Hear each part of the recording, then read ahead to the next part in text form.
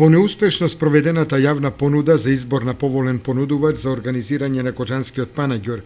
како и што стоеше во информацијата во распишаниот оглас, комуналното јавно предпријатие Водовод ќе ја превземе организацијата на Кочанскиот панаѓур годинава.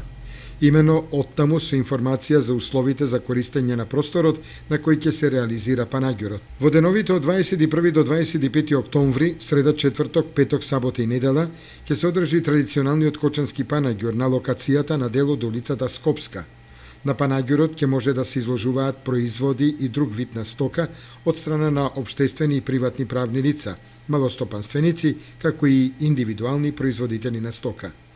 Комуналното јавно предпријатие Водовод ја определи висината за користењето на просторот, која ја изнесува за прва зона 2000 денари за 1 метар должен со вклучена електрична енергија, за втора зона 1500 денари за 1 метар должен со вклучена електрична енергија, додека за оние кои ќе закупат бараки со просторот пред нив, цената за надоместокот е 20.000 денари со вклучена електрична енергија и за закупците на просторот за забавниот парк и игри изнесува 100 денари од метар квадратен.